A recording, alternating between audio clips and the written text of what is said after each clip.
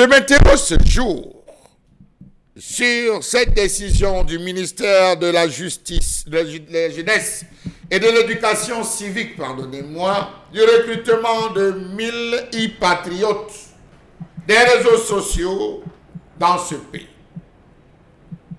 Après l'appel à candidature lancé par le ministère de la Jeunesse et de l'Éducation civique pour le recrutement de 1000 e-patriotes des réseaux sociaux, on passe à la phase de recrutement. Le ministère de la Jeunesse et de l'Éducation civique avait lancé un appel à candidature pour le recrutement de 1000 e-volontaires, que l'on appellera des patriotes des réseaux sociaux. Les patriotes des réseaux sociaux. Ceci dans le cadre de la mise en œuvre de la e-campagne d'éducation civique et d'intégration nationale impulsée par son Excellence, le chef de l'État, Paul Biya. Cet appel à candidature à cette époque était l'une des réponses aux très hautes interpellations, je précise, très haute interpellation du chef de l'État, lors de son adresse à la nation le 31 décembre 2022, au sujet de montées préoccupantes de l'incivisme, de violence, non-respect des normes élémentaires ou de l'ordre établi. Il s'agira, avait-il dit, dans le cadre de la mise en œuvre du programme national d'éducation civique, par le réarmement moral, civique et entrepreneurial, baptisé PRONEC Réabors, de mener des actions d'éducation civique au sein des réseaux sociaux par des jeunes patriotes.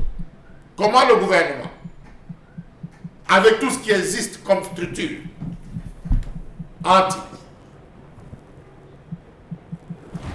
CONA, avec tout ce qui existe comme structure, force de maintien de l'ordre et tout tapis, il faut le dire aussi désormais sur les réseaux sociaux, peut choisir d'ajouter encore à son escarcelle les e-patriotes, 1000 e-patriotes. De l'avis de certains experts, le gouvernement veut polir son image sur les réseaux sociaux. On n'a rien à faire avec l'argent du contribuable pour créer des concepts d'un patriotisme creux qui ne renvoient à rien.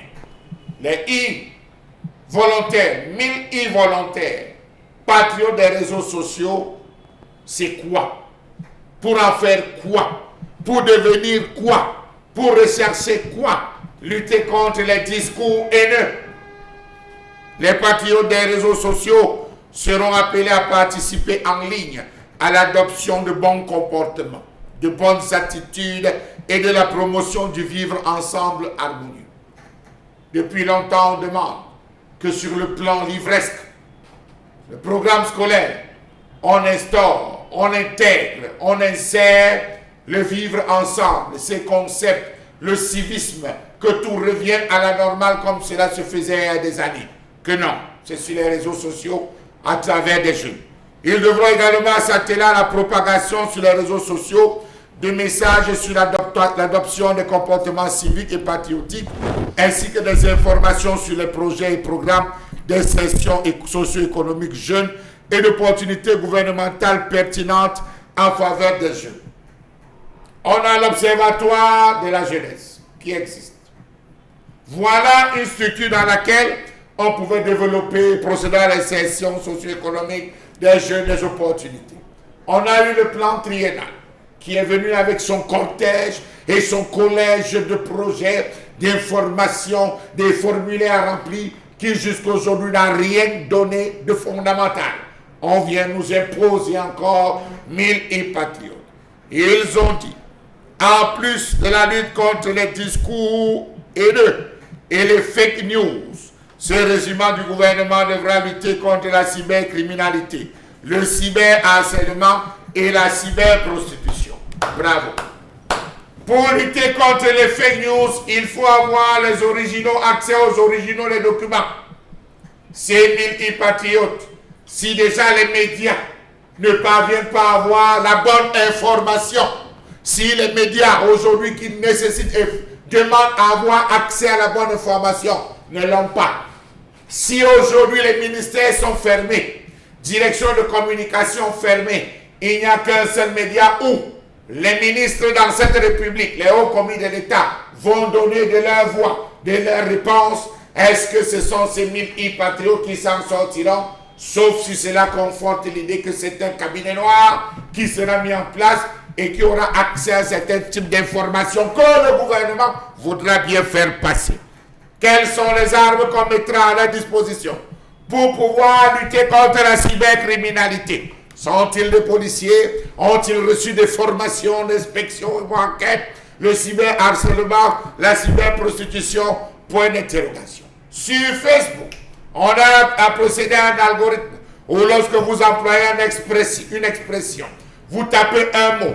La preuve, tous ceux qui ont employé ces derniers jours l'expression polygamie sur Facebook, vanter la polygamie, ont été automatiquement bloqués par Facebook. Est-ce que le gouvernement, loin de cela, au lieu de dépenser notre pauvre argent, ne pouvait pas s'entendre avec Facebook pour pouvoir procéder à mettre sur pied un schéma d'expression et d'algorithme pour pouvoir bloquer toutes ces personnes? Question. Il faut le dire, les volontaires patriotes des réseaux sociaux seront appelés à travailler à la participation en ligne aux rencontres de réarmement moral, civique et entrepreneurial. La participation en ligne à la formation sur l'adoption de bons comportements. La propagation dans les réseaux sociaux des messages sur l'adoption de comportements civiques. La lutte contre les fake news. La diffusion des astuces de lutte contre la cybercriminalité. Quel sera donc le rôle de l'antique?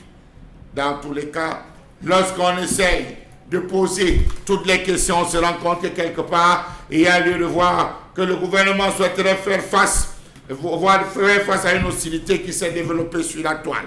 De quoi parle-t-on lorsque le peuple est encore à se demander où se trouvent les traces du patriotisme dans leur manière de gérer le pays? La gestion des projets jeunes, que ce ministre en a reçu 102 milliards de francs CFA.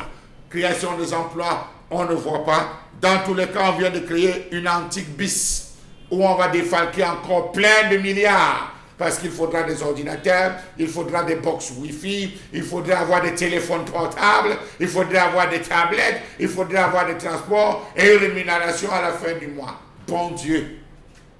120 millions pour l'achat d'un véhicule.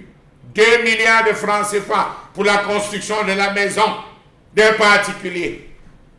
Et on dit au village,